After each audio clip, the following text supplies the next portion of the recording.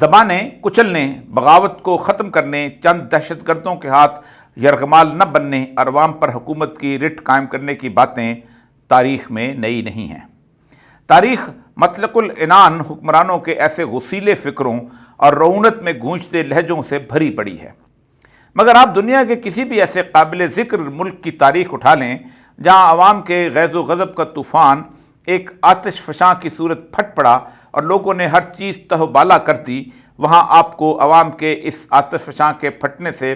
تھوڑا ہی عرصہ پہلے حکمرانوں کے اس طرح کے رعونت سے بھرے نعروں، دعووں اور فکروں کی گونج ضرور سنائی دے گی۔ عوامی انقلاب سے پہلے حکمرانوں کا جبر بالکل ویسے ہی ہوتا ہے جیسے بارش برسنے سے پہلے ایک دم شدید حبس اور گھٹن کا عالم طاری ہو جاتا ہے۔ مطلق العنان بادشاہ ہو، فوجی ڈکٹیٹر یا جمہوریت کی کوکھ سے جنم لینے والے اقتدار کے نشے میں بدمست حکمران، سب کا طریقہ واردات تاریخ میں اس قدر یکساں اور ایک دوسرے سے مماثلت رکھتا ہے کہ آپ کو کسی ایک حکمران کے 20 متبادل یا انگریزی زبان میں ڈپلیکیٹ تاریخ کے صفحات پر مل جاتے ہیں۔ یہ سب کے سب اپنے ارادوں، عزائم اور حرکتوں کے حساب سے ایک دوسرے کے جڑواں بھائی نظر آتے ہیں، جو وقفے وقفے سے تاریخ کے سٹیج پر جلفہ افروز ہو رہے ہوتے ہیں، اور ان کی گھن گرج بھی ایک جیسی ہوتی ہے اور انجام بھی ایک جیسا۔ 19ویں صدی کے آخر میں جب روس پر زار روس کی حکومت تھی تو جبر و استبداد کے ایسے ہی موسم میں عام آدمی ضروریات زندگی کو ترس رہا تھا، مگر حکمران عوام سے بے خبر ایک عظیم اور طاقتور مرکزیت اور توسیع سلطنت کا خواب دیکھ رہے تھے۔ ایک ایسی بادشاہت جس کی سرحدیں دور دور تک پھیلی ہوں، مختلف زبانیں بولنے والے اور مختلف ثقافتوں کے امین لوگ اپنی اپنی زبانیں اور ثقافتیں ترک کر کے اور اپنے مذہبی تصورات کو بھلا کر زار روس کی سلطنت کی عظمت اور برتری کے گن گائیں اور اسی کے جھنڈے کی سربلندی کے لیے اپنی جانیں قربان کریں۔ لیکن عوام کی حالت یہ تھی کہ کسان غلاموں سے بھی بدتر زندگی گزار رہے تھے اور ان پر قابض دولت مند ذمہ دار عیش و عشرت میں ڈوبے ہوئے تھے۔ پورے ملک میں صرف چند علاقے ایسے تھے جہاں بہتر شہری سہولیات میسر تھیں، جبکہ پورا روس ٹالسٹائی کے افسانوں کے افلاس زدہ گاؤں کا نقشہ پیش کر رہا تھا۔ اقلیتوں کا عالم یہ تھا کہ پولینڈ جیسے صنعتی ترقی یافتہ صوبے کو بھی اپنا نام اپنی قومیت کی بنیاد پر رکھنے کی اجازت نہ تھی۔ پولش زبان پر پابندی تھی اور وہاں جو کوئی بھی حقوق کی بات کرتا اسے غدار قرار دے کر سائبیریا کے سرد خانوں میں پھینک دیا جاتا۔ پولینڈ ایک خوشحال اقلیت تھی، مگر اس پر بھی جبر کا یہ عالم تھا کہ صرف ایک تحریک کے دوران 50,000 لوگ سائبیریا بھیجے گئے،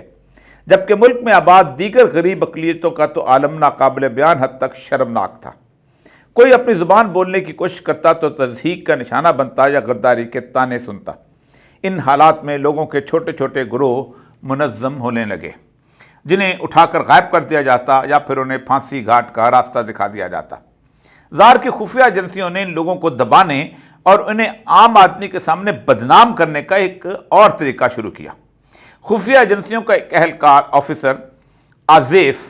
ایک خصوصی مشن کے ساتھ آزادی پسند انقلابیوں میں شامل کر دیا گیا، جو ان کے ساتھ جگہ جگہ پر بم پھینکنے، اغوا کرنے اور اغوا کر کے تاوان لینے اور ناحق قتل کرنے کی کارروائیاں کرتا، تاکہ عوام ان انقلابیوں سے نفرت کرنے لگے۔ انہیں دہشت گرد کارروائیوں کی وجہ سے آزیف ایک دن انقلابیوں کا ایک سرکردہ رہنما بن گیا، لیکن چونکہ وہ خفیہ ایجنسی کا ایک افسر تھا، اس لیے اسے جب بھی اوپر سے حکم ملتا تو وہ مخبری کر کے انہی انقلابیوں پر قابو پانے اور ان کے رہنماؤں کو گرفتار کروانے میں مدد فراہم کرتا۔ آزیف جیسے خفیہ ایجنسیوں کے کئی سو افسران ایسے تھے جو انقلابی صفوں میں شامل کر دیے گئے تھے، جو یہ ڈیوٹی بس بخوبی سر انجام دے رہے تھے۔ ان افسروں کی سرگرمیوں سے عوام میں ایک ایسی فضا بنا دی گئی کہ حکومت مخالف سب لوگ دہشت گرد، غدار اور تخریب کار ہیں اور ان کا انسانیت سے دور کا بھی واسطہ نہیں ہے، اور اس طرح حکومت نے اپنے تئیں یہ سمجھ لیا کہ اس نے اپنے خلاف اٹھتی ہوئے نفرت کے سیلاب کا رخ انقلابیوں کی طرف موڑ دیا ہے۔ یہ وہ دور تھا جب روس میں کوئی پارلیمنٹ نہیں تھی اور نہ ہی جمہوریت۔ لوگ اپنے جذبات کا اظہار ہڑتالوں اور مظاہروں کی صورت میں کیا کرتے تھے۔ دوسری جانب یورپ کے پڑوسی ممالک میں بیداری کی لہر اٹھ رہی تھی اور دیگر یورپی ممالک کے باشندوں کی دیکھا دیکھی روس کے لوگ بھی منظم ہونے لگے۔ 1903 میں نفرت کی فضا پورے ملک میں پھیلی اور جا بجا ہڑتالیں شروع ہو گئیں اور چھوٹی چھوٹی تنظیموں نے مل کر ایک سیاسی اتحاد بنا لیا جس کا نام آزادی کی یونین تھا۔ 22 जनवरी 1905 کو اتوار کی ایک سرد ترین صبح تھی جب اس سیاسی اتحاد کے لوگ ایک لانگ مارچ کی صورت سینٹ پیٹرسبرگ میں جمع ہوئے، لیکن کچل دو، ختم کر دو، حکومت کی رٹ قائم کرو جیسے فیصلوں نے اسے ایک خونی اتوار میں بدل دیا۔ پولیس کی فائرنگ، مرتے زخمی ہوتے لوگ، ہر طرف چیخ و پکار اور آہ و بکا، مگر اس خونی اتوار نے پورے ملک کے عوام کو حکومت کے خلاف متحد کر دیا۔ ہر شہر، علاقے اور قصبے میں ہڑتالیں ہونے لگیں، جلوس نکلنے لگے۔ اب حکومت نے دوسرا حربہ آزمایا، عوام کو لالی پاپ کی صورت ایک محدود قسم کی جمہوریت دے دی جائے، ایسے نمائندے منتخب کرو جس کے پر جب چاہو کاٹ سکو۔ آئینی اسمبلی ڈوما کا وعدہ کیا گیا، مگر ساتھ ہی لوگوں میں پھوٹ ڈال کر رنگ، نسل اور زبان کی بنیاد پر عوام کو آپس میں لڑوانے کا کام شروع کر دیا گیا۔ الیکشنوں کے ساتھ ساتھ اس خوفناک منصوبے کے تحت ہر علاقے میں امن و امان قائم کرنے اور رٹ مستحکم کرنے کے نام پر ہزاروں لوگوں کا خون بہایا گیا تو لوگ ڈر کر سہم گئے اور چپ سے ہو کر رہ گئے۔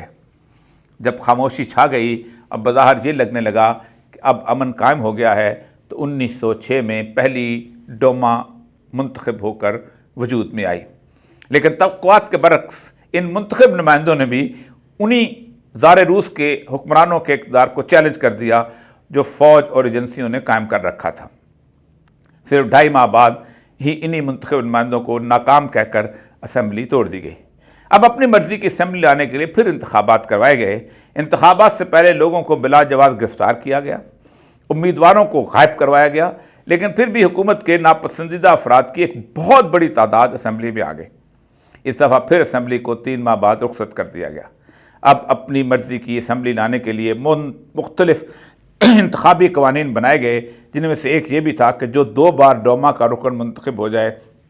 وہ تیسری بار انتخاب نہیں لڑ سکتا، اور پھر کاسا لیس، خاموش اور ہاں میں ہاں ملانے والوں پر مشتمل ایک اسمبلی وجود میں آ گئی، اور اب تمام حکمران طبقوں نے یہ تصور کر لیا کہ امن ہو گیا ہے، قابو پا لیا ہے اور حکومت کی رٹ قائم ہو گئی ہے۔ لیکن کسے خبر تھی